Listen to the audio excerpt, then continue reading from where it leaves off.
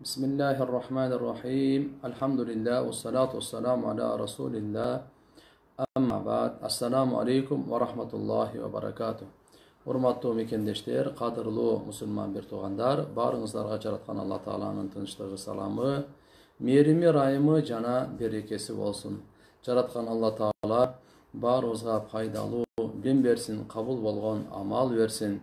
Keng ırıskı her bir dert doğrudan şifa versin. Jaratkan Allah Ta'ala barınızda faydasız bilimden, korkboğan jürökten, toyboğan nefsiden, kabul bolboğan duadan saktasın. Allah Ta'alam жақшы күндөрдү, жақшы түндөрдү, жақшы дос кошуналарды насип кылсын, жаман түндөрдөн, жаман күндөрдөн, жаман дос кошуналардан Allah Ta'alam сактасын. Урматтуу мекендештер, урматтуу мусулман бир туугандар, өзгөчө ahli ilim, talib ilimler, мына сабакты баштаардан мурда бир маанилүү ишке токтоп кетким келип атат. Мына бүгүн Кудайга шүгүр, Аллахтын жардамы менен, сиздердин ак батаңыздар менен 5-чи сабак акида тахавия болуп атат. Birinci sabakta Akide Tahaviyede sizlerge mınake tavhidin zarılçılığı, tavhidin manillügü, akida bul öte zarıl ekenin bayandağanbız. Oşo tavhidin qanday Allah Taala Kur'an-ı Kerim'de dalili, bardık paygambarların bu dünyaya gelgen La ilahe illallah çakırgandığı, uşul boyunca Kur'an-ı Kerim'deki ayatların köpçülüğü, tavhid boyunca oşol jerde sizlerge oşondoy ele tavhidin alımdardın taksim bölüştürüp aytkanında ayta kettik sizlerge. Oşolorun arasынан mınaki tavhid 3'e bölünüp dep, tavhid rububiyya, tavhid uluhiyya, tavhid asma ve sıfat dep. Bunu en birinci oşol İbn Taymiyya rahimahullah uşu 3'e bölüp aytkanı bu talaşsız. Bunu barыбыз bilebиз. Uşul жерден анан кийин кээ бир адамдар аша чапкан деп коебузбу, кандай болобуз? Qarab turup bir to'g'ri emas tushunukka barib qolmas uchun mınake sizlerge uşunu masaleni açıqlap koyayım dedik de İbn Taymiyya rahimahullah tavhid-i uluhiyyani gözдөp anın içinde mınake tavassul bil enbiya ve salihin paygambarlardı, jana salih adamlardı ortaga salıp tavassul kılışlıktı uşunu mına tavhid-i uluhiyyani batılga çıgarıp atat. Ушундай кармангандар, тавассулду кармангандар мушрик деп айткандары буга биз таптакыр кайыл эмеспиз туугандар. Алхамдулилlah биз ахли сүннет вал жамаат матуридия акидасындабыз. Матуридия акидасында мындай тавхид 3'e бөлбөйт. Бирок сиздерге сабак катары түшүндүргөндө аалымдарыбыз мындай ушундай кылып убакта 3'e бөлгөнү, 4'e бөлгөнү, маратиптерин айткандары буну айтып кеттик туугандар. Ушу күндө деле мынау биздин Badul Amali деген kitebimiz. Бұл Zaul Maali деп Mulla Ali Qari rahmatullah aleyh qanday деген улуу адамдарыбыз. Bunu azırkı gündегі şu muhakkik Abdüsselam Şannar da көптөгөн алымдарыбыз ушул жерде бардыгын ачык айтып, мына жердеги бул тавхид 3'e бөлгөн маселеси, андан кийин кайсыл жердеги туура эмес кеткендигин бардыгын инсап менен айтып кетишкен да. Биздин алхамдулилlah матуриди акидасында тугандар мындай 3'e бөлбөсөк дагы ошол тавхид улухия, тавхид рубубиянын ичинде бар. Мына кабырда дагы ман роббука деп суроо берген, ман илахука деп суроо бербейт.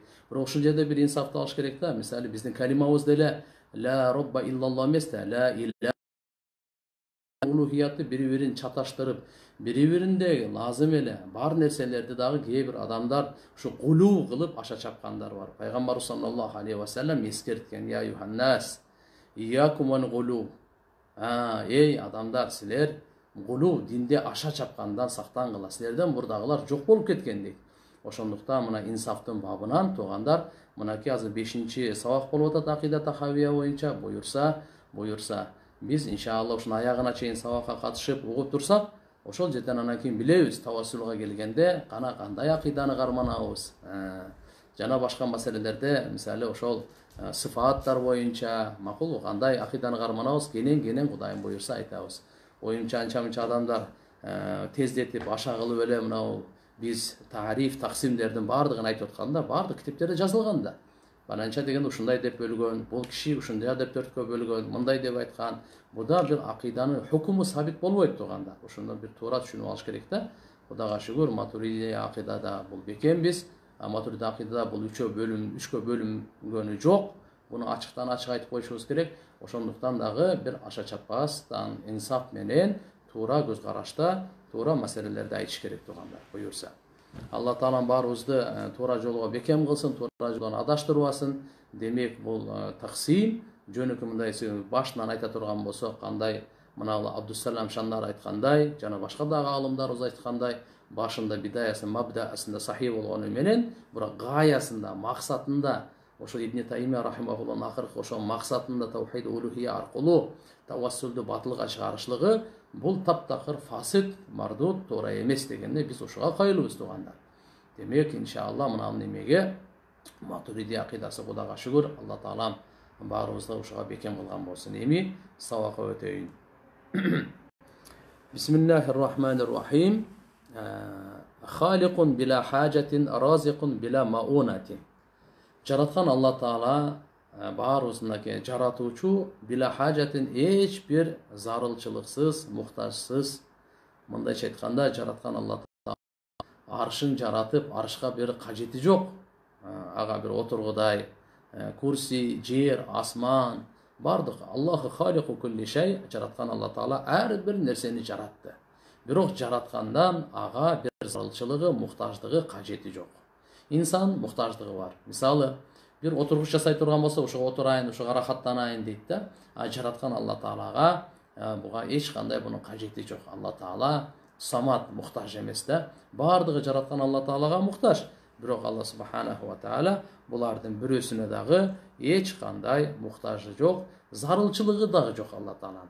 Алла Таалам буга зарылчылыгы дагы жок. Алла Таала анткени самат зат. Разикун била маунатин. Алла Таалам рызкы берүүчү, эч бир машаккатсыз. Эч бир машаккатсыз Алла Таала рызкы берет. Бул дегендин бир мааниси бардык махлуктарга Алла субханаху ва таала өзү рызкы берет, бирок бул жерде машаккат көтөрүүгө туура келбейт да. Алла Таала бир кыйналбайт. Ошо китке рызкы берип атса деле, инсандардын, жиндердин бардыгына рызкы берип атса дагы Алла Таала буга бир кыйынчылыгы жок. Алла Таала мындан бир чарчабайт. Алла Таала бир машаккатка түшпөйт. Албетте инсан машаккатта жаралган. Инсан лакад халакнал инсана фи кабад, жараткан Алла Таала айтат, биз инсанды машаккатта жаратканбыз. Ар бир убакта машаккаты бар. Жана Алла кажети бар жараткан Алла Таалага. Алем Алла субханаху ва таала рызкы берүүдө эч кандай машаккаты жок туугандар. Демек бул жерде өзү кажети жок. Алла субханаху ва таала жаратууда кажеттүү жана машаккаты көтөрүүдө нафи. Мындайча айтканда буда Алла Таалам таза зат, муктаждыктан таза зат биринчисинен. Экинчисинен чарчап калып машаккат көтөргөн, bundan таза зат. Кээ бир ахли китаптар ошо Алла Таалам жаратып чарчап калып, анан кийин алтынчуун эс алып деген туура эмес түшүнүктөр айтылган. Бирок Алла субханаху ва таала алхамдулилlah bunday алсыздыктардан Алла субханаху ва таала таза. Бул жерде мындай да. Жараткан Алла субханаху ва таала өзүнүн кудурети менен жаратты, жана өзүнүн кудурети менен рызкы берет. Рызкыды Алла субханаху ва таала өзү берет. Кур'анда айтат: "Ма уриду минхум мир ризкин ва ма уриду аютаймун." Бизлерден эч биз рызкыны каалабайбыз. Жана силер биздин тамак жедиргениңерди да каалабайбыз. Инналлаху ар-раззаку зул кувватил матин. Жараткан Алла Таала рызкы берүүчү өзү бул. Өзү. Hadisi Kudusи'de келет. Абу Зар разияллаху анхудан риваят бар. Имам Муслим келтирген риваятта Алла субханаху ва таала айтат: "О мен бенделерим, эргеде силердин алгачкыңар, кийинкиңер, инсаныңар, жиниңер, бардыгыңар. Дүйнөдө силердин эң жүрөгү таква адамдын жүрөгүндөй боло турган болсо да, менин мүлкүмө бир кыпындай дагы көбөйбөйт" дейт. О менин бенделерим, эгерде силердин алгачкыңар, кийинкилер, инсаныңар, жиниңер дүйнөдөгү эң бузуку жүрөк ким? Шайтан. Бардыгыңар ошондой болуп кетсеңер дагы, мага кыпындай зыяны дагы жок. Бардыгыңар аулия болуп, пайгамбардын жүрөгүндөй болуп кетсе да, мага эч кандай пайда дагы жок деп. Ушул жерден да биз билдик, урматтуу теле көрүүчүлөр, урматтуу мусулман бир туугандар, жараткан Алла субханаху ва таалага эч кандай кажети жок экен. Алла Таала рызкы берүүчү, кажетсиз, жана Алла субханаху ва таала эч бир чарчабастан рызкы берет. Андан кийин Mumitun bila mahafatin, baisun bila maşakkatin deyip. Mumitun Allah Taala ölüm berүүчү, ölüm berет. Bila mahafatin, hiç bir korkpastан эле. Жараткан Allah Taala kimге ölüm berse, andan korkпойт. Anın bir ziyanı tiyip kalar, же болбосо anın tugandары, жакындары, мага bir ziyan жеткирип өчүн алар деген. Жок, жараткан Allah Subhanahu wa Taala ölüm berse, hiç kандай korkпойт. Korkpостон туруп Allah Subhanahu wa Taala ölüm бере алат. Анткени коркуу бул алсыздыктын далили болот. Ал эми жараткан Allah Taala алсыздыктан таза, ал кадыры мутлак, бардыгына кудурети жеткен зат болот. Баисун била машаккатин, Allah Taala кайра тирилтүүчү, эч бир кыйналбастан. Allah Subhanahu wa Taala кайра тирилтет, эч бир кыйналбастан, машаккатсыз. Кандай Allah Taala сиздерди биздерди жоктон бар кылды, бардан жок кылып туруп кайра бар кылуу ага эч кандай кыйын эмес. Биздин акылга сыя турган болсок, жоктон бар кылуу кыйын, бардан бар кылуу оңой. Бирок Allah Subhanahu wa Taalaga экөө тең бирдей оңой. Биз муну билели, Allah Subhanahu wa Taala машаккатсыз кыямат күнү бардык инсандарды кайрадан тирилтет, адилеттүүлүк күн үчүн. Ал ичим чыгарат, ким тозакка барат, ким бейишке барат. Демек, Allah Subhanahu wa Ta'ala'nın hükmü ele var. İnnema amruhu ida arada şey'an ayakula lahu kun fayakun. Kaçan Allah Ta'ala'nın buyruğu uşunda elek. Bol dey turgan bolsa, oşol zamat al atkarılat, al bolot. Şonun için Allah Ta'alaga hiç kanday maşakkat çok, maşakkat çok. Allah Ta'ala gayra tiriltүүдө hiç kanday kıynalbayt degen söz. Hiç kanday çerçebayt, hiç kanday oor bolboyt Allah jaratkanga.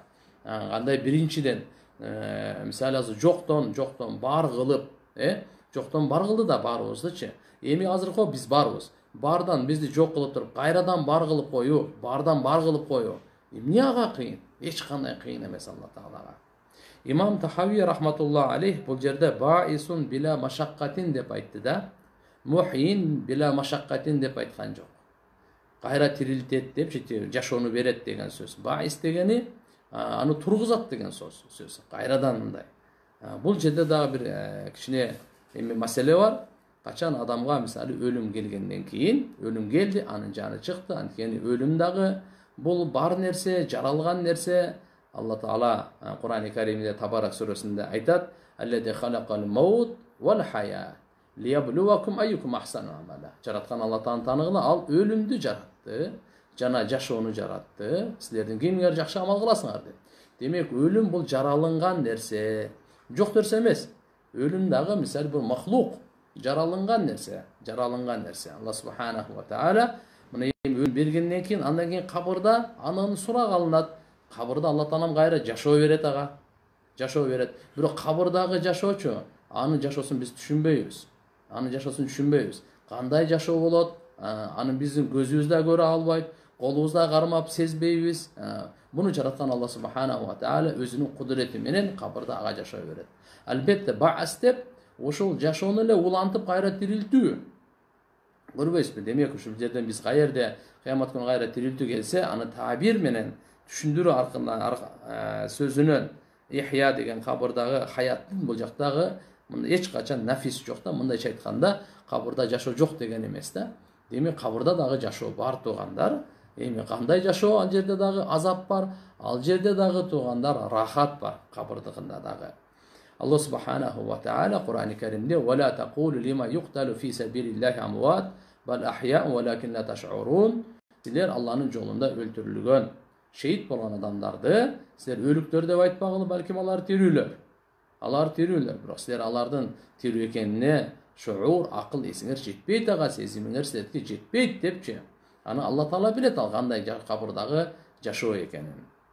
Демек, урматтуу агайын мусулман бир туугандар, мынакей бүгүнкү биздин бул сабагыбыз жараткан Allah Taala жаратуучу экен, мынакей эч бир муктаж эмес экен. Асманга дагы, жерге дагы, күнгө дагы, инсандын ибадатына дагы муктаж эмес. Инсандын ибадатына, эч кимдин мактоосуна муктаж эмес Allah Taala. Allah Subhanahu wa Taala эч кимдин мактоосуна, эч кимдин ибадатына, эч кимдин ушул кандай гана эмесине болбосун ага муктаж эмес. Allah Taala кажетсиз бул жаратып койду. Зарылчылыксыз, өзүнө зарылчылык кажети жок. Экинчисинде мынакей рызкы берип атат Алла Таала, чарчабастан рызкы берүүчү зат. Андан кийин мынакей өлтүрүүчү, эч бир коркпостон кайра тирилтүүчү Алла субханаху ва таала машаккатсыз. Жараткан Алла субханаху ва таала баарыбызга туура түшүнүк, туура амал, ихластуулук насип кылган болсун. Эми суроо жооп өтөлү. Суроо жооптор дагы көп экен. Урматтуу мусулман бир туугандар. Орустун баласынын кулагына азан айтып койсом болобу? Мен аял кишимин бирок дейт. Орустун деп мына эми мусулман эмес жаш балдарга эми ар бир бала пайгамбар саллаллаху алейхи вассалам айтканда бул фитратта туулат дегенде, кийин анан ата энеси барып тарбия кылып, христиан кылып, яхуди кылып, мажуси кылып алат. Болбосо фитратта эгерде баланы тек койсо, ошол байдан барып туруп бул исламды, Алла Тааланын жалгыздыгы бар бир дегенге ошо кайыл болуп эле жашайт деп. Албетте кандай бала болбосун, эми бала да ал кичинекей азан айтып койсоңуз, бул тууган албетте бул Алла Тааланын чакырыгы, пайгамбарыбыз Аллахумма рабба хади давати тамма деп айткан, бул болот. Мен канчалык аракет кылбайын, бүт нерсенин чыгашасын эсептей берем. Анан кээде койчу эми деп иштеткен акчаны кечке ушунча иштеттим деп оюман кетпей, үйгө конок чакырсак да расходду эсептеп чакыргым келбейт. Кантип өзүмдү тарбиялап же оң жолго салсам болот. Бир жагынан сараңдана берген менен кокусуктар менен ошол акчаны чачылып кетет го деп да ойлойм дейт. Мындай туугандар, шайтан бизди дайыма коркута берет да. Жакырчылыкка, кембагалдыкка, жоктукка шайтан Алла Тааланын айкөлдүүлүгү менен убада берет. Хадиси кудусиде келет: "Я ибни Адам", Алла Таала айтат: "Я адам баласы, унфик алейк", сен сарптагын, мен дагы сага сарптаймын дейт. Ушулга мисалы пайгамбарыбыздын айткан бул хадиси кудусине бекем ишенип сарптай турган болсак, Алла Таала дагы сарптайт. Бергенге беремин деген да. Ошон үчүн иншалла дайыма ушуга ишеним болуш керек. Рызкы берүүчү Алла Таала бергенге берет, көбөйтүп берет депчи. Мен эжем менен жыл сайын урушам. Жылдызыбыз келишпейт. Ал жадым. Мамам да ошондой. Жыргал каарыга барсамбы деген ой келет. Бирок анте албайм. Балдары кичинекей. Эмне кылсам болот? Кеңешиңизди бериңизчи дейт. Эми эжесиңде мындай туугандар, жылдыбыз келишпейт деген бул туура эмес. Анткени мынакей Алладан коркуп, ыймандуу жашасак, бардыгын укугун беребиз. Бүгүн бар, эртеге жок дүйнө. Бир туугансыздар, бир ата, бир энеден төрөлгөнсүздөр. Аны урушпаш керек. Эң негизи буну жеңүү, нафс шайтанды жеңүү кызмат менен. Жана көбүрөөк дуа кылыңыз. Албетте өзүңүздөрдү окутканга, мына жыргал каарыга барсаңыздар деле болот, окутканга. Бирок мен ошо айтарым, кызмат кылып, дуа кылып, аша кайшатпай, эгерде тияк бияк деп мисалы кемсинде турган болсо, сабыр кылып кечиримдүү болсоңуз, эртеги кеч жүрөгүңүздөргө Алла Таала мухаббат берет. Менин бөлөм аракты көп ичет. Оңола албай жүрөт. Канча айтсак да кыйналды. Мен ага сенин апаңды түшүмдө көрдүм. Сени ичпей туура жолго түссүн. Ишенген балам сенсин деп айтты деп жалган сүйлөп, туура жолго чакырсам болобу? Апасы кайтыш болгон дейт. Жок, мындай болбой калат. Бул деген пайгамбар саллаллаху алейхи вассаламдын айткан хадистеринде келет. Мына эң жаман ошол түштө көрбөгөн нерсени түштө көрдүм деп жалган сүйлөгөн да. Бул жалганга кирип калып болот. Анан көрөк сиз айтсаңыз болот. Ошол апаңыздын ою, тилеги ушундай эле, ушундай жаман нерселерди таштап, булар неме кылган деп жакшылыкка чакырсаңыз болот. Аялым эртең менен багымдатка тура албай жатам деп айтат. Мен анда пешим, асыр, шам, куптан 4 мал намазды окуй бер десем болобу дейт. 5 убакыт намаз фарыз туугандар. Албетте ошол багымдатта мисалы уйку үстөмдүү болуп, чарчап калып кетип аткан болсо, кийин туруп кайра казасын окуп турсун. Бирок аракет кылыш керек багымдатты каза кылып алганга. Эми бир күн, 2 күн калат, бирок турганга аракет кылыш керек. Будильник коюп, сиз жакшынакай ойготуңуз, эртерээк жатканга аракет кылсын. Алла Тааладан сурап туруп, багымдат намазынын өзгөчө фазилети келет да. Пайгамбарыбыз айткан, кимде ким багымдат намазын окуса, ал Алла Тааланын коргонунда, сактоосунда болот деген. Ошондуктан багымдат намазга өзгөчө көңүл буруш керек. Adam ahiret barбы, жокпу kim bilet? Адам ahiret barбы, жокпу kim bilet деп ишенбесе, ыймандан чыгабы? Чыкса кантип ыйман келтирет? Тугандар, ahiret ыйман барбы, жокпу kim bilet деп айта турган, ишенбей турган болсо, ыймандан чыгып калат тугандар. Ал сөзсүз ыйман келтириш керек. Ахиретке ыйман келтирүү ыйманыбыздын бул бөлүнбөс бир бөлүгү болуп эсептелинет. Ыймандын рукундөрүнөн бул. Ошон үчүн буга кайра ыйман келтире турган шахадат айтыш керек. Анан этияттап сүйлөш керек тугандар. Ошондо дагы эми дароо бир айткан менен ыймандан чыгып кетпейт го. Жок, сиз ушуну эмнеден көрдүңүздөр? Мүмкүн бир илимсиздиктен, түшүнбөстүктөн айтып койгондор, Ошон үчүн бирок ага бир жакшынакай түшүндүрүп, жолун айтып, анан шахадат калимасын айтып алса жакшы болот. Шахадат калимасы деген ашаду ла илаха иллаллах ва ашаду анна Мухаммадан абдуху ва расулу деп кайра ыйманга келет.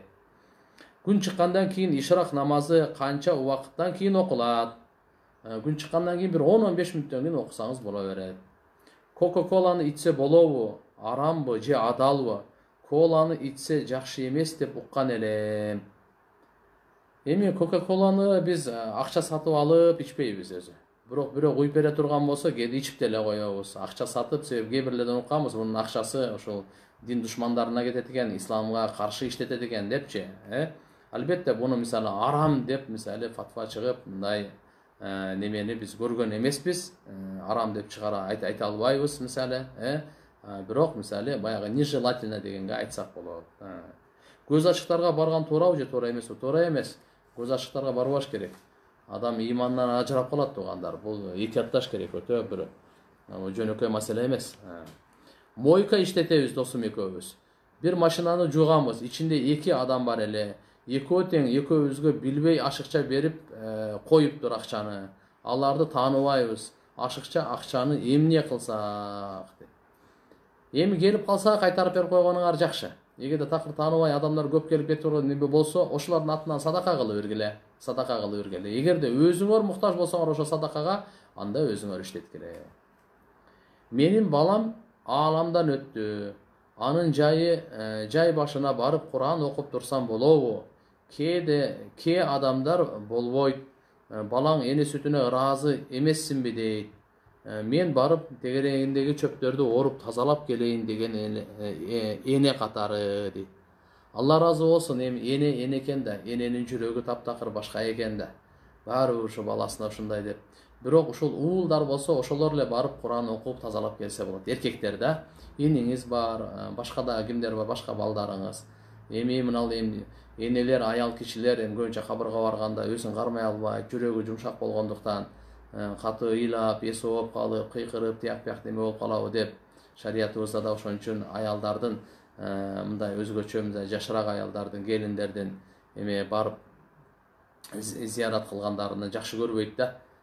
Албетте өзүңүз жалгыз эмес, ошо балаңыз, күйөөңүз менен ага, эниңиз, тайкеңиз кими бар, ошолор менен чогуу барып неме кылсаңыз болот. Кур'анды үйдө окусаңыз деле тиет, Албетте зиярат кылып турсаңыз болот, азыркындай өзүңүздү кармай алсаңыз да. Жолдошум өтүп кеткенден бери аябай сагынычтан кыйналып жүрөм. Бассам турсам анын артынан баргым келет. Бирок балдарым кор болот деп тооба кылам. 5 мал намаз окуймун. Алла Таала кабыл кылсын. Эмне кылсам күйүтүм жеңил болот? Кеңеш берип коесузбу дейт. Аллаху акбар. Бул мындайда ыймандуу адамдар баары Кудай кааласа бейиште бирге болот. Андан кийин өзүңүз айткандай артынан баргым келет деп мындай эме кылып, андай ойго барбаш керек. Балдар кор болот деп. Кудай кааласа бул дүйнөдө өз учурунда эле жөндөн жөн кайгыра берген деле болбойт. Кайгы күнү 3 күн.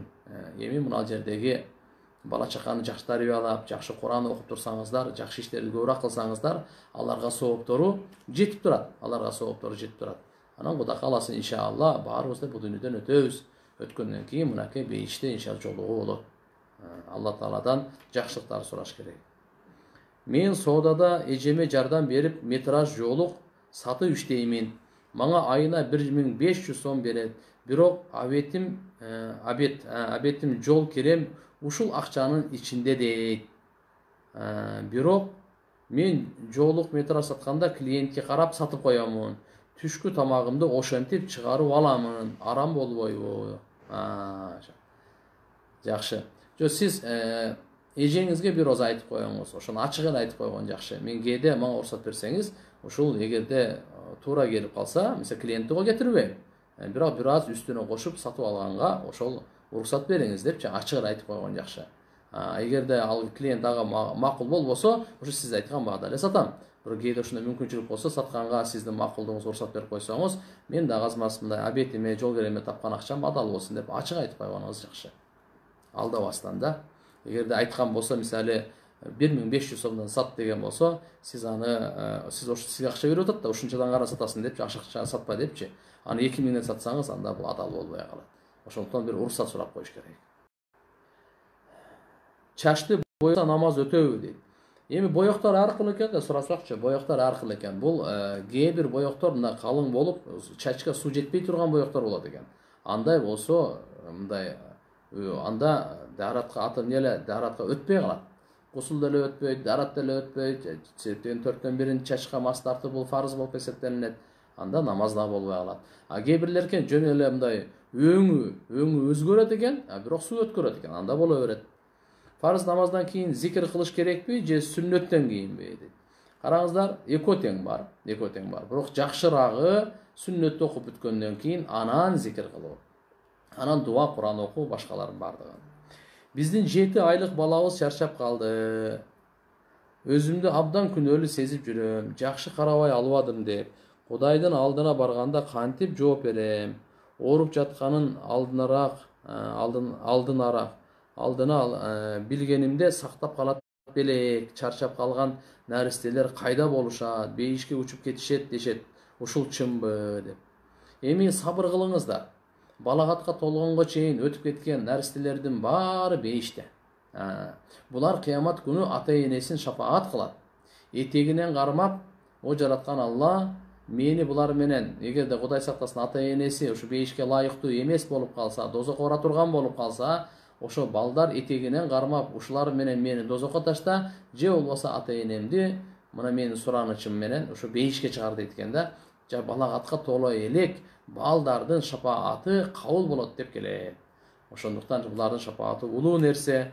Албетте мыналы айтып аткан сабыр кылыш керек болот. Эми башка мындай сактап калат эле, тигитип калат эле деп эми өттү кандай болбосун, эми шайтанга жол ачпайлы, жараткан Алла Тааланын бул тагдырына тан берейли.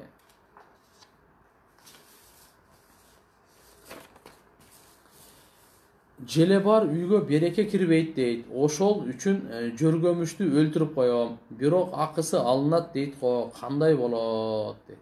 Жок, өлтүрүп тазалап кое берсеңиз эч нерсе болбойт.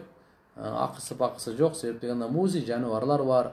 Мындайча айтканда адам чага турган, адамга азыркы мындай желелер, башка жөргөмүштөр, булардын баардыгын өлтүрө турган болсо, эч кандай күнөө болбойт тугандар. Андай акысы жок.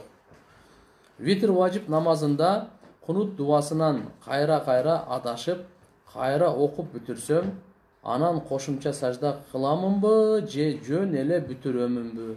Эгерде узарып кеткен болсо, кечирип кетсе сажда, анда кошумча ошо жаңылыш саждасын кылганга туура келет. Сажда сахв кылганга туура келет. Эгерде жөн эле бир кандай десем бир туура эмес окуп кайра кайтарган болсоңуз, ошону 1-2 сөзүн калып кеттиби кандай болот? Ага жаңылыш сажда жок. Бирок сиз айтып аткандай кайра неме кылып атканда, уже салам кечирип кеткен себебинен жаңылыш саждасын кылып коесуз. Тиш алдыртканда канайтко намаз убактысы келип калса, кандай болот? Даарат бузулабы? Канагандан кийин даарат бузулат. Намаз убактысы келип калса, эми тишти карап туруп, оңдотуп, анан кийин салдырабы же кандай болот, жууп туруп, анан намаз окуйсуз. Даарат алып намаз окуганга туура келет. Эгерде оозго суу алууга, суу тийсе тишке зыян боло турган болсо, ооздун бул ляктын тегерегине жууп коесуздар. Себеп дегенде оозго суу алуу бул сүннөт болуп эсептелинет дагы. Калган фарызды эме кылып, аткарып, намаз окуй бересиз. Мен кээде куптан намазын окуп атканда уктап кетем. Бирок көзүм ачсам кадимкидей окуп аткан болом. Кээде жөөлүп аткан болом. Кандай болот? Терең уктап калганда адам адашат. Эгерде отуруп уктап калган болсоңуз, же туруп алып уктаган эмес, отуруп уктап калган болсоңуз, буну кайрадан дааратта алып келгенге туура келет. Анан окуп, бул өзүңүздөгү эмнени окуп атканын билбей калганыңыздан кийин кайрадан башынан намаз окуш керек баары бир. Кара дуа окутса тиет деген чынбы? Менин жолдошума бир аял кара дуа окутуп койгон окшойт. Кантип чечтирсе болот? Ошол дуанын ахиретте кандай жазасы берилет? Кара дуа өзү арам. Чоң күнөө. Буну кылгандар дагы ошолордун бардыгында чоң күнөө болот тугандар. Албетте кимге окутуп койгон болсо, ал жандырыш үчүн өзү таза жүрүш керек. Жана өзү сактануу дуаларын аткарыш керек. Пайгамбар саллаллаху алейхи ва саллям эртели кеч ар бир намаздан кийин ошол кара дуадан, ошондой жаман нерселердин баарынан, шайтандык аракеттерден сактануунун дуаларын айткан. Ошолорго бекем ишенип, бекем өзүнө дем салып, шектенбестен, пайгамбарыбыз айткан дем салып жүргөн болсо, дуа кылып, Кудай кааласа бардык кара дуанын эч кандай таасири тийбейт. Тийген болсо, ал иншалла бардыгы аркасына кайтат да, чечилет, жаңылат.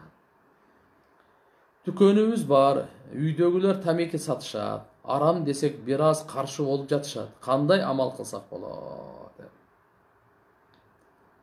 Эми бул баары бир жакшылыкка чакыруу, жамандыктан кайтаруу дайыма улана бериш керек тугандар. Акырын айта берип, азайтып, анан урушуп кетпей, талашып кетпей, жаңжал чыгарбай, барып иншалла аларга ушул адалдыктын фазилети, адал менен жашаганын кандай берекеси бар. Бул арам нерсенин эч кандай берекеси жок. Бүгүн бар, эртеге жок нерсе. Дүйнөдө, ахиретте дагы буга эч кандай убада дагы жок. Жакшылык алып барбайт деген түшүндүрүүлөрдү айтып, акырындан алып барса болот. Кудай калса намаз окуп, дуа кылып, зикир кылып, түшүндүрүү иштерин жүргүзсөңүздөр, ушул ишке иншалла ашканга Алла таалам өзү жардам берет. Кээ бир уксуска бир аз спирт кошулат экен, болобу колдонсо деп. Эми уксус баягы бузулуп кетпесин деген максатта, мисалы кандай боло турган болсо, ал макул. Спирт дагы ал, мисалы именно жүзүмдөн болбосун, макулбу? Жүзүмдөн, курмадан, булар эми хамыр деп коет биздеги арабтарда, бир тамчысы дагы арам болот. А башкалардан болсо, ал арам эмес. Хадду искар деп коет, мына сукур адамды мас кылган деңгээлге барганга чейинчи. Ошондой кошула турган болсо эч нерсе эмес. Кыздарды тоба намазды багымдаттан кийин окуса болобу? Тоба намазды эми күн чыкканга чейин окуса болбойт. Күн чыгып аткан учурда дагы болбойт. Андан кийин бир ошо күн чыккан бир 10-15 мүнөттөн кийин окусаңыз болот. Себеп дегенде нафил намаздар 5 убакытта макруh болуп калат. Тоба намазы бир макруh эмеге, нафил намазына кирет дагы. Ошо азан айтылгандан күн чыкканга чейин ошо багымдаттын убактысы, ошондо окуса болбойт. Күн чыгып атканда окуса болбойт, чак түштө окуса болбойт. Анан асырдан мынакей шамга чейин окуса болбойт. Шам күн батып аткандан кийин окуса болбойт. Башка убактарда окусаңыз боло берет. Мусулманчылыкта азаны канча күн кармаш керек? Түшүндүрө кетесизби дейт. Мусулманчылыкта пайгамбар саллаллаху алейхи ва саллям айткан, бул аза күтүү 3 күн. 3 күн, баарына 3 күн. Албетте бирөөнүн күйөөсү өлүп калса, ага ушу 4 ай 10 күн, 4 ай 10 күн аза күтүү. Кыздарды мектепти бүткөндөн кийин оротсок болобу? Себеби мектепте көбүрөөк тоскоолдуктар болот экен. 2 кызым окуучу оронот, 3-чү кызым эми мектепке барат. Эми жаш, мисалы кыздар эми мектепке баргандар андай зарыл деле эмес. Шарияттагы баягы милдет ошол балагатка толгондон кийин келет. Балагатка толгондон кийин ошол жакшы бир жолуктар менен ороп жөнөтүп, анан кийин тиги жакшы таалим берип, тарбия берип, мугалимдери менен, директор менен да жакшы сүйлөшсөңүз болот. Кудай кааласа, азыркы убакта түшүнгөндөр көп, иншалла. Бул Кудайым буйрса жакшылык эле болот. Россияда иштейбиз. Раздевалкага барып, намазымды окуп жатып, бирөө келип калабы деп кыжалат болуп кетем. Ушул намазым кабыл болобу? Иншалла, ихластуулук менен окуган намаз, буюрса шарияттагы шарттарын аткарган намаз бары кабыл болот турган. Эми башка мамлекетте чочулап, мүмкүнчүлүк болбосо, жакшы кызмат кылыңыз.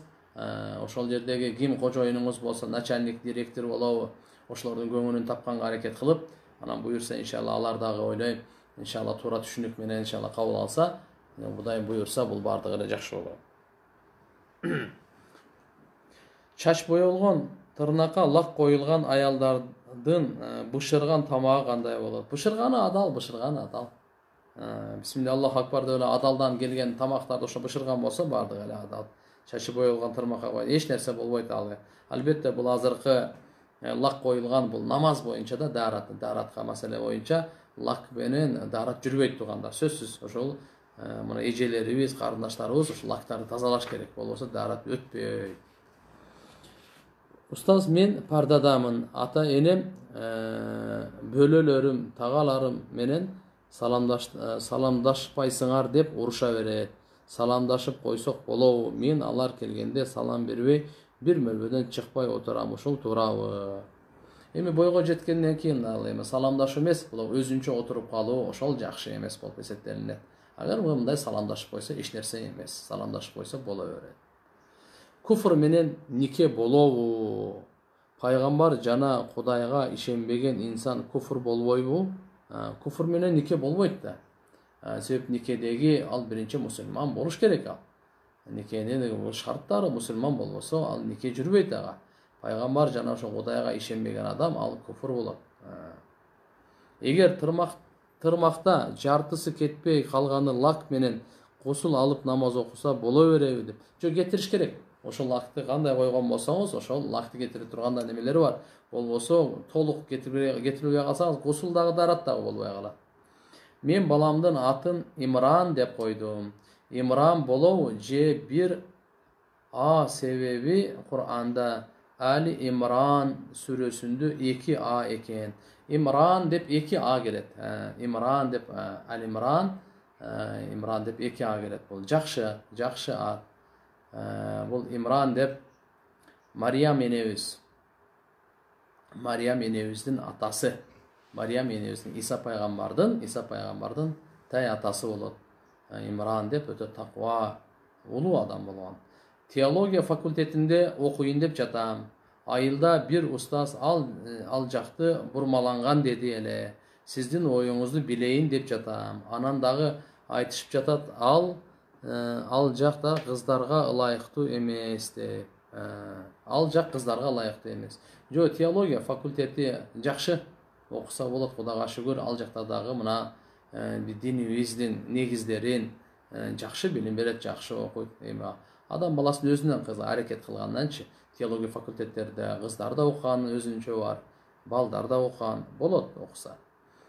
Көзү өткөн адамдын кийимин кийсе болобу дейт. Болот, анткени көз өтүп кеткен адамдын ал мураска бөлүнөт да, кийимдин баарын өрттөп жүрсек болбой калат. Ал исрапкерчиликке арам нерсе болуп калат. Кийимдер бөлүнгөндө ылайыктуу келгенин кийсе боло берет. Анан жөн эле ол өтүп кетти эле бунун кийимин кийип алсам мен дагы өлүп калам деген мааниде эмес. Ал өтүп кетсе анда үйдө жашап атпайсыз, ошонун үйүндө эле. Анда үйдү дагы талкалаш керек. Машинесин дагы айдап атпайбыз. Машинесин берип бериш керек.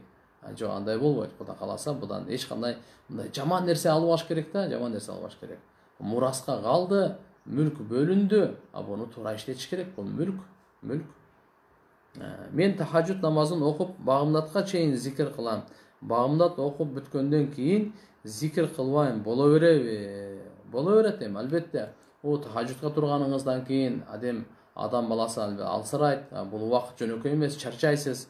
Андан кийин боло берет. Бирок багымдат намаздан кийинки ошо зикирлер бар. Мисалы намазды бүткөндөн кийин субханаллахы, альхамдулилля, Аллаху акбар же бир топ дубалар, ал сүннөт катары аны аткарыш керек. Албетте мисалы бирок сиздин мына бул немеңиз сааркы кечки зикирлер багымдаттын убакыты киргенден кийин зикир кылсаңыз боло берет. Мен орозодон 6 күн карызмын. 4 күн туттум. Бирок Зилхижжа айлары Арафа күнү да туттум. Бирок Арафа күндө тутуш керек эле го. Ошого тутуп 2 жыл соогу кечирилет дегенде ошондо дагы канча күн тутам? Мындай караңыз. Орозодогу 6 күн бул карыз болуп эсептелинет да. Арафадагы ниет кылып койгон болсоңуз, ал карызга өтпөйт. Эгерде Арафа күнү мен карызды ниет кылдым десеңиз, ал Арафадагы нафилге өтпөйт. Себеп бизде мындай: фарыздыкы нафилге, нафилдики фарызга өтпөйт. Нафилдер бири-бирине өтө берет сооптор. Мисалы пайгамбарыбыз Мухаммад алейхисалам ар 1-4 күн орозо тутат эле. Арафа күнү да 4 күнгө туура келди. Ошо 4 күнү сүннөттү да ниет кылдыңыз. Арафа күндөгү сүннөттү да ниет кылдыңыз. Буга Кудай кааласа сиз 2 тең өтө берет, 2 тең сооп аласыз деген. Бирок карыз менен эмеге өтпөйт. Аны сиз өзүңүз ниетиңизге баглыкта. Эгерде фарызды ниет кылган болсоңуз, ал арафаны өтпөйт. Арафаны ниет кылган болсоңуз, анда фарызын кайра кармап бериш керек болот. Аял киши төрөттөн кийин же этек кирип бүткөндөн кийин гусул алып кайсыл убактагы намазга туура келсе окуп баштай берсе болобу? Болот. Өзү мисалы ошол этек кирип бүткөндөн кийин же нифас же хайыздан кийин тазаланып токтогондон кийин ошол учурда эгерде ошо жуунуп ошол убакыт намазы канча, намаз убакыт канча кетет, ошончо убакыт тапкан болсо, ал сөз ага милдеттүү болуп эсептелинип калат. Ал убакытты текке кетирбей, көп аялдар, көп энелер, эже карындаштар ушуда бекапар. Андай кылбаш керек. Аны жөн эле өткөрүп да кийинки намаздан анан баштап калат. Жок. Ошол намаздын учурунда, мисалы, асыр болсун, асырда дагы канча бир 15-20 мүнөт бар шамга чейинчи. Ошол убакта мисалы гусул кылып туруп, намаз окуп алганга мүмкүнчүлүк бар.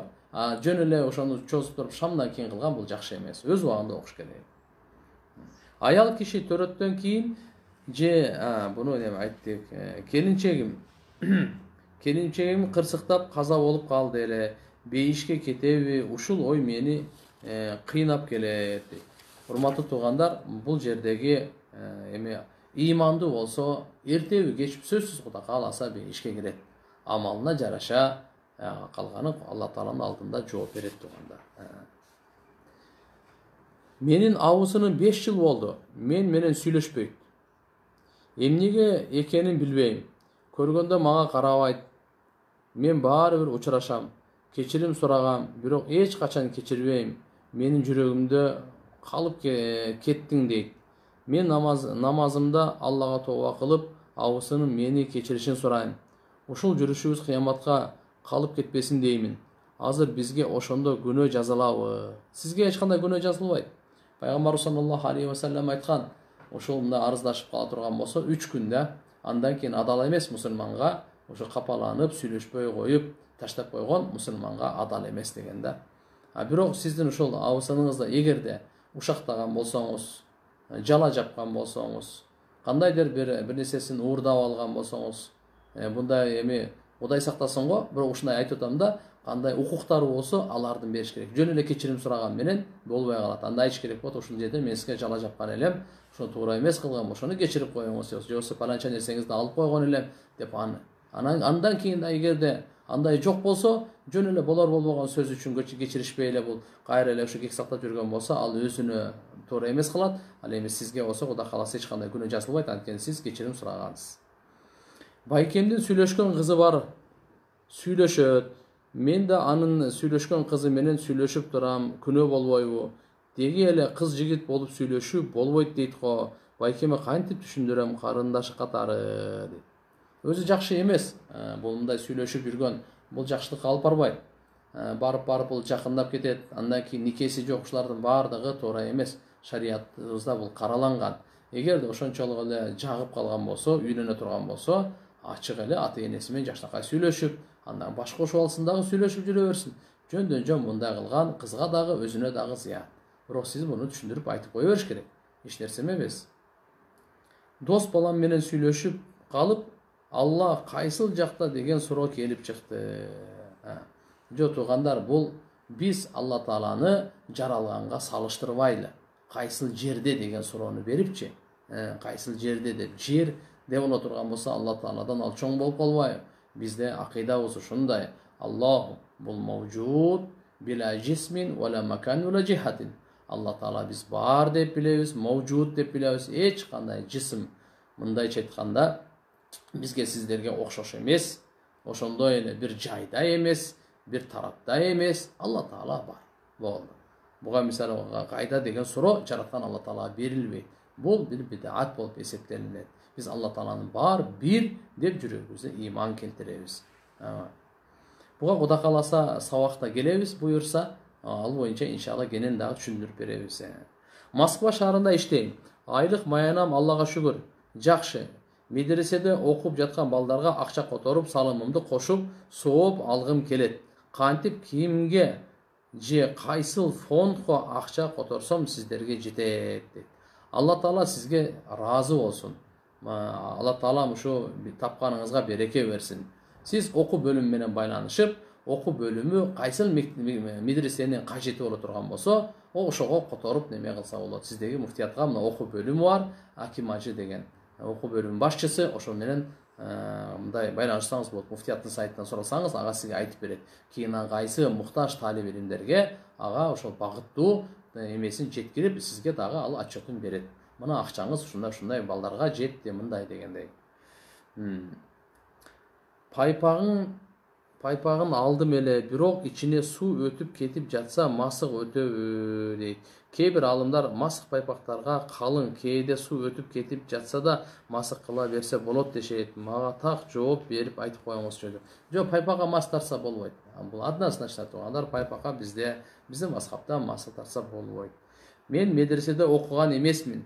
Бир күнү медреседе окуган кыздар менен пешим намазын окуп калдым. Алар өтө тез окуп, мен 4 рекет сүннөтү окуганча бүтүп калышты. Алар мага жай окулган намаз эл көзү үчүн болуп калат дешти. Мен окуган хадистердин баарында намазды шашпай окуганга багыттай. Туурасы кандай болот айтып коесузбу дейт мынакей. Жок, намазды шашылбай окуш керек. Бул туура. Эч шашылбай, Алла Тааланы эстеп, Алланын алдында турамын деген сезим менен окуган нерсеге маани берип окуш керек. Анан бирөө айтып, ал бул риякөрлүк болуп калат, тигинтип калат, узартып калат деген жок. Андайга көңүл бурбай, акырын дайыма ошол Алла Таалага калыс ихластуу коюп шашылбай окуш керек. Кээ бирлер ушу сажданы да тоок чоккандай кылып кете берет нардан бери. Мындай болбойт туугандар. Даратты ылдамыраак алыш керек, намазды шашылбай окуш керек. Бул туура. Толук перде менен жарым перденин шарттарын толук айтып бересизби? Толук перде деп, жарым перде деп мен буну билбейт экенмин, толук перде, жарым перде деп.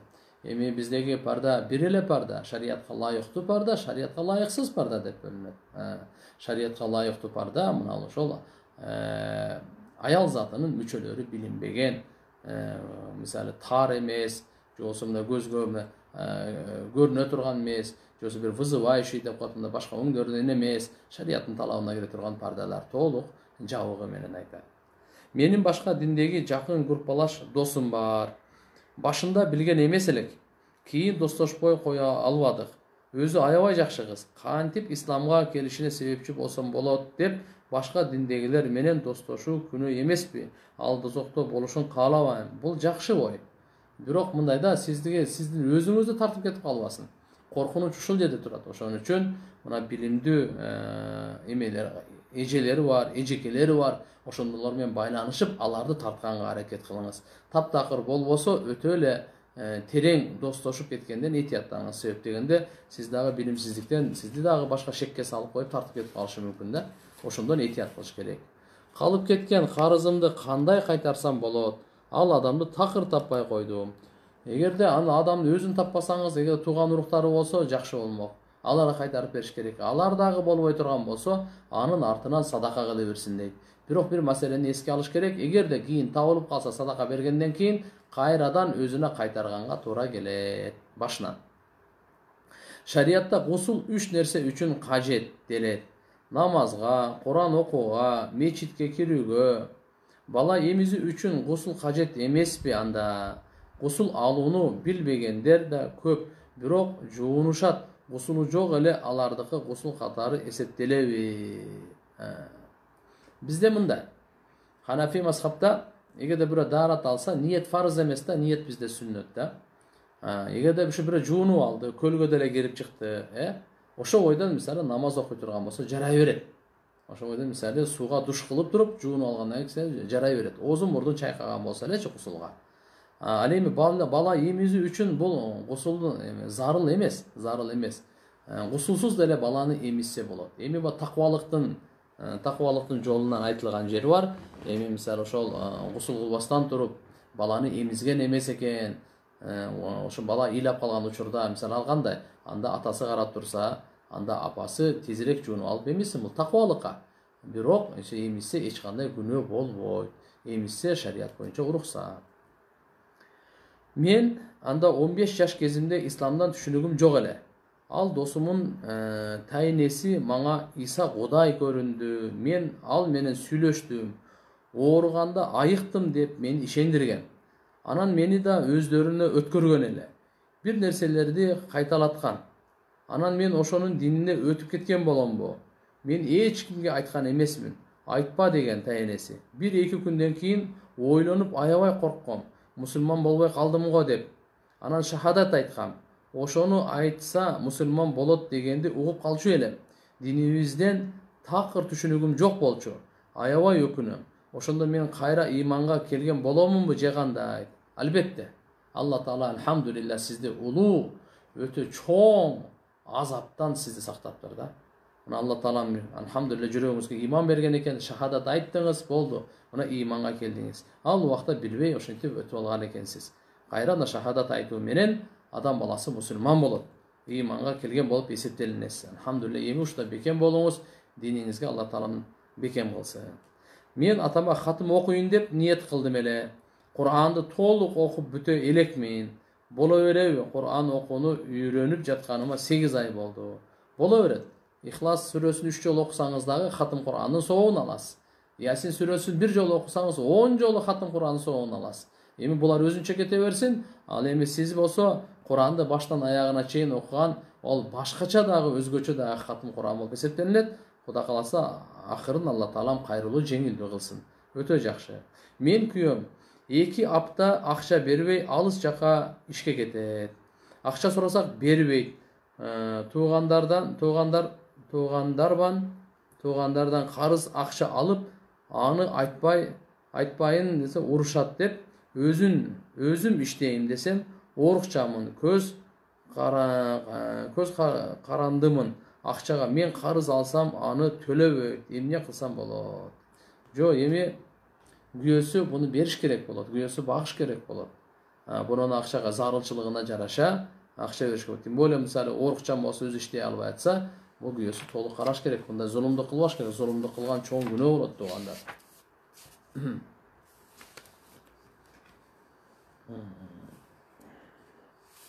Мен ата энем менен Москвадамын. Аларга жардам берип жүрөм. Аялым, балдарым Кыргызстанда. Кетейин десем, кетиргилери келбейт. 2 жыл баратат. Эмне кылсам болот? Бул жакшы эмес. Аялдын дагы напсиси бар, укугу бар. Жөн эле акчаны жөнөтүп койгону менен ал укуктар аткарылбайт. 2 жылдан бери деп ата энеге жакшы түшүндүрүш керек дагы, бала чакага кетиш керек. Сөзсүз эртерээк барыш керек, андай эмес. Же болбосо бала чакаңызды алып келип алып, чогуу иштеп, ошол жакта акча тапкыла. Бирок мындай кылып өзүнчө жүргөн, бул жакшылыкка алып барбайт. Жубайын кантип намазга үйрөтүү керек? Каттуу айтыппы же акырындык менен үйрөтөбүзбү деп. Жок, кызыктыруу менен. Ар бир нерсеге кызыктыруу менен. Мисалы биз акчага кызыктыруу кандай? Ошондой эле намазга дагы пайгамбарыбыз Мухаммад алейхиссалам кызыктырган. Мынча сооп болот, мындай пайдасы бар, мындай ийгилиги бар, мындай жакшылыгы бар деп. Албетте катуу айтып эмес, мындай акырындык менен динибизде жеңилдик. Яссиру ва ла туассиру. Пайгамбар саллаллаху алейхи ва саллям айткан, оңой кылып көрсөтүп айткыла.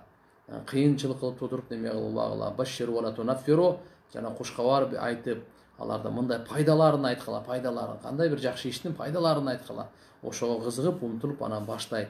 Аларды бирөөтө коркутуп, аларды кандай жиркеничти кылып, узак кылып болбагыла деген пайгамбарыбыздын буйруктары бар туугандар. Инелеримдин алаканы, тапаны кызып, уйкусу качкандыктан табыттан сурасак аюунун табыптан сурасак аюунун майын сүйкөгүлө деди. Аюунун майын маз катары сүйкөнгөнгө болот. Аю болсун, каш кулак болсун, кандай болсун, булардын маз катары сырткы эмеге сүртсө болот туугандар. Тарикатчылар кимдер? Жана тарикат өзү эмне дейт.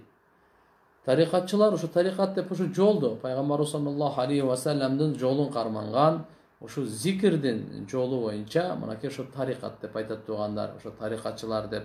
Ал ушу суфилик жолун кармангандар, көбүрөөк убакытты зикирге, тазкияга, өзүнүн напсиси менен каршы күрөшкөнгө багытталганда, мына ушуну тарикат деп айтат. Жолдошум башка аял менен жашап алган, бирок нике күбөлүк бар, ажыраша элекпиз. Ушул шариятта туура болобу? Кандай кылсам болот? Эгерде мындай жолдошуңуз башка аял менен жашап аткан болсо, сиздердин баягы никеңизге эч кандай таасир эле тийбейт. Сизге талак бербесе. Сиздер ажырашкан болсоңор, анда нике күбөлүгүндө расмий эле ажырашып коюш керек. Талак берген болсо да. Ушул шариятта ушундай. Эгерде сиз менен да никеси бар, экинчи аялын алып алды, ал менен жашап атат, никеси бар болсо, сиздин закысыңыз деле, никеңиз деле бузулбайт. Эми буну сиз өзүңүз чечесиз. Мен ойлойм, эгерде ортодо өзгөчө бала боло турган болсо, кайра келишип, жакшы чогуу жашаганга аракет кылыңыз. Аяриха деген аттын мааниси чечмелеп бериңизчи. Аяриха деген. Мен билбейт экенмин аяриха деп. Алла күнөө делген нерселерди жасап туруп, пешенеде тагдырда деп кутулабыз көпчүлүк. Болгон нерсе тагдырбы, же Алла тыйганбы, жасабасак башкача болмокпу деген суроо берип атат. Мындай тагдыр жараткан Алла Тааланын илими. Алла Тааланын бул сыры деп билебиз. Албетте ушул жаман ишти кылып туруп, ушул эми тагдырда бар экен да деп тагдырга таяп койгон, бул өтө адепсиз күнөө болуп эсептелинет тугандар. Биз өзүбүзгө кайрайлы. Кандай Ибрахим пайгамбар ушул тууралуу бизге эме айткан. Мынакей жараткан Алла Таала фаида маридту фахуа яшфин. Качан мен ооруп кала турган болсом, Алла Таала мага шифа берет деп. Алла мени оорутуп койсо деген жок да. Болбосо ал мага тамак берет, суусундук берет деп келип, качан мен ооруп калсам деп, көрдүңүзбү? Ал өзүнө кайрыды. Ошондуктан тагдырды андай кылып кайрыган туура эмес болуп калат. Албетте бардыгы тагдырдан Алла Таала билет. Бирок ошо биз аракет кылышыбыз керек эле. Биз мажбур эмеспиз ошол күнөөнү кылгангачы. Мажбур эмеспиз. Бизде ыктыяр бар эле күнөөнү таштаганга. Ушундай деп түшүнүшүбүз керек туугандар. Кээ бир тааныштарым иддасы бүтө элек турмушка чыгып кетишет. Айтсам деле үй бүлөсүнө каршы чыга алышпайт. Иддасы бүтө элек турмушка чыкса, зына болуп калбайбы? Эми кайрадан нике окутуп коюшса болобу дейт. Туугандар, иддасы бүтө элек нике кылып турмушка чыкканы ника фасид деп коет. Бул бузук нике. Нике эсептелбейт. Ол зына катары эле кетет, ал туура эле. Ошон үчүн эми болгону эсине келгенден кийин, болду, иддасы бүткөндөн кийин кайрадан нике кыйдырсын. Анан кийин баш кошуп жашасын. Бирөөгө ортомчу болуп самолетко билет алып берип, ал учпай коюп карыз болуп калган. Бербей койгон. Эми ошону мен беришим керекпи? Бирөөгө ортомчу болуп самолетко билет алып берип, ал учпай коюп карыз болуп калган, бербей койгон. Эми ошону мен беришим керекпи? Бундайда бул кафалат деген маселе бар. Туугандар, ошо сиз берип атканда кепилдикке алып сиз өзүңүз айткан болсоңуз, анда сиз беришиңиз керек болот. Эгерде ошо ортомчуга чыгып, мынага жардам берип коюң деп эле билет алып бергенге жардам берген болсоңуз, экөөнү беттештирген болсоңуз, тигиге берген болсо, анда ал өзү берет ал. Парданын өкүмдөрү тууралуу менен кенен айтып бере аласызбы? Жарым пардада кандай шарттары бар, толук пардада кандай шарттары бар деп. Пардада өзү фитна учуруна туугандар, мына ушу толук жашырганга, толук жамынганга туура келет туугандар. Албетте мисалы намаз окуганда жүзүн ачык, алакандары ачык мисалы келет. Бирок кандай болбосун, моюн, бул жагы чач, көкүрөк нелерди толук менен жабыш керек болот. Мага чоңдугу ширинкечелик Куран береке келген эле. Окуйм десем харакаттары көрүнбөйт. Өрттөп койсом не болот? Окулбай жүрүп айрылып да кетти. Жок туугандар. Куран-ы Каримди өрттөбөш керек. Эгерде таптакыр окуй албасаңыз, башка окуй ала турганга бериңиз.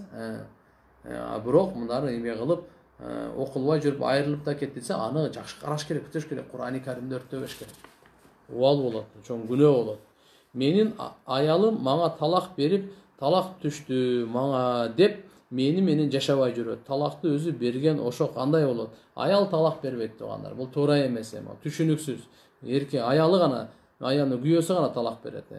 Москвада асыр намазы кандай болуп калат? Өзүбүздө Ханафи убактысы менен окуйбузбу же Шафи мазхаб менен эле окуйбузбу?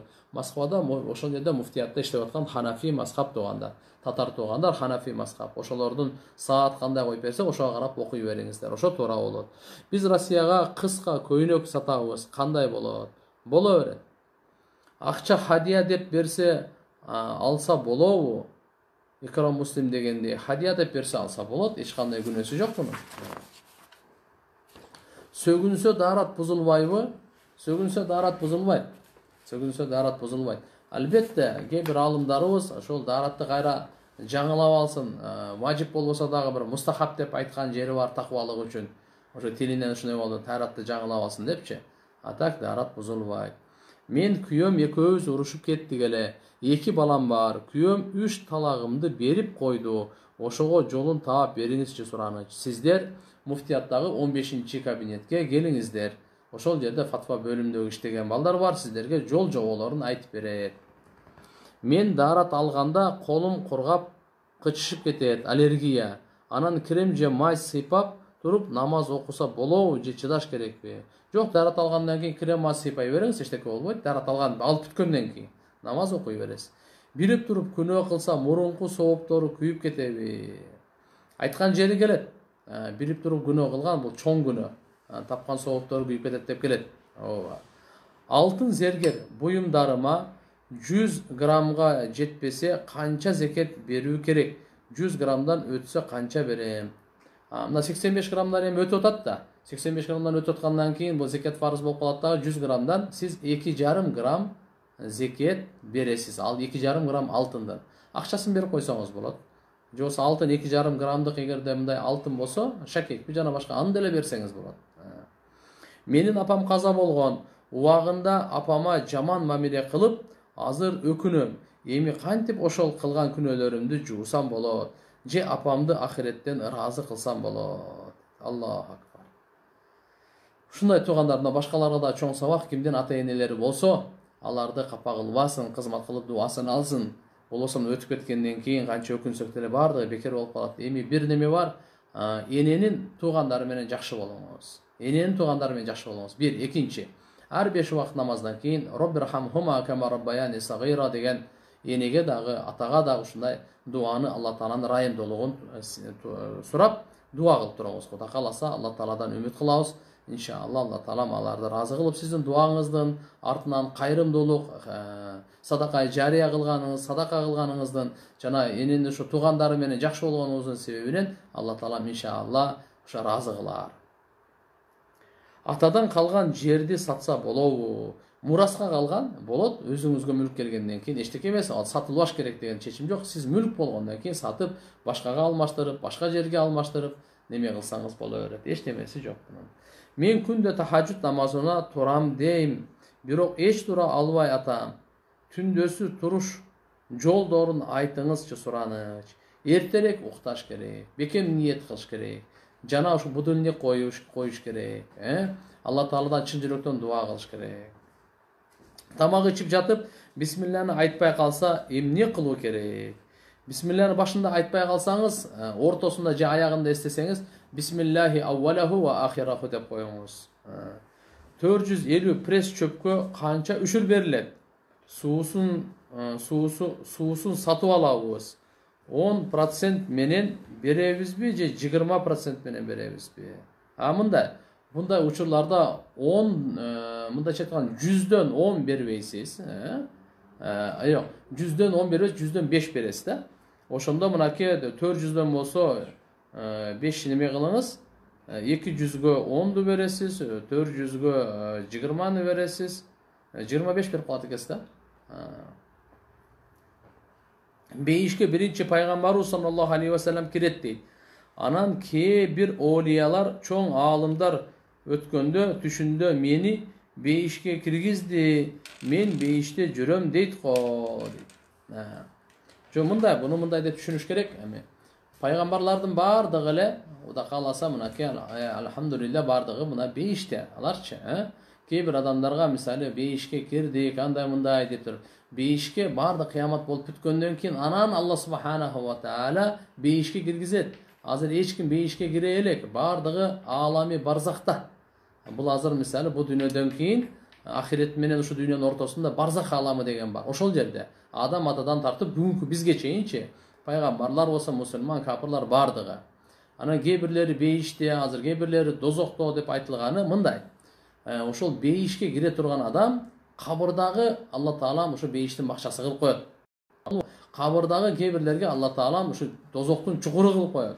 Өлөр замат ким өлсө ага кыямат кайын болду деген пайгамбар саллаллаху алейхи вассаламдан келген риваяттар бар. Бул дегени ага ошол башталды. Эгер жакшы адам болсо бейиштин неаматтары баштала берет, жаман адам болсо дозоктун азаптары баштала берет деген сөз да.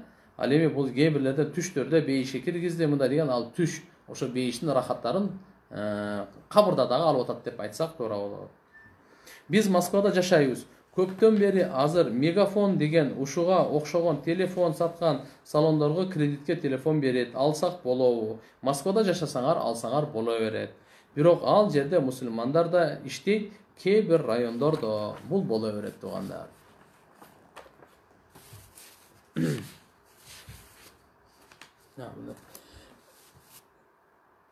Биз Москвада жашайбыз. Бул жерде мусулмандардан эт алабыз. Бирок аларга поставщиктер алып келет экен. Бирок алар деле мусулман. Бирок намаздары турганбы же жокпу кабарым жок.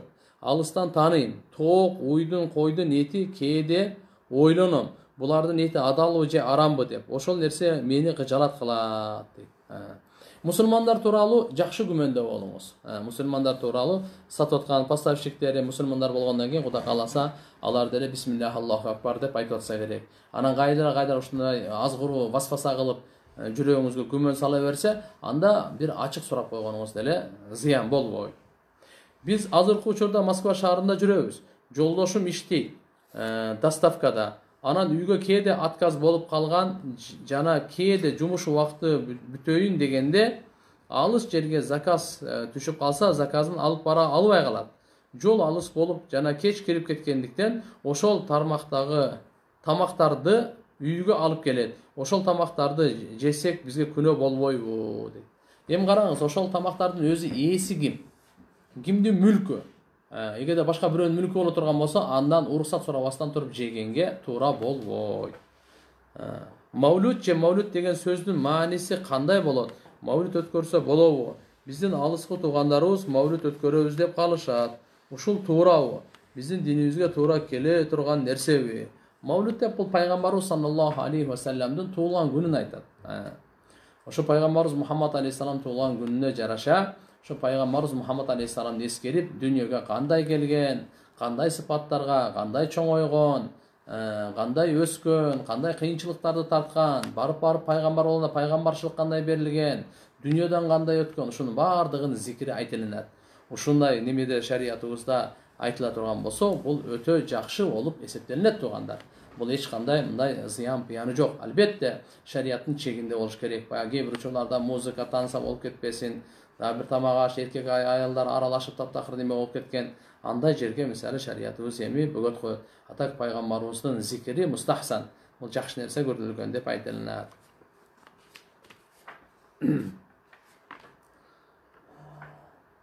Кымызды көп ичсе болобу? Кымызды көп ичип алып, башым айланып, мас болгонсудум, арам болуп калбадыбы, кыжалатмын, даарат алып намаз окудум, кандай болуп калат деп.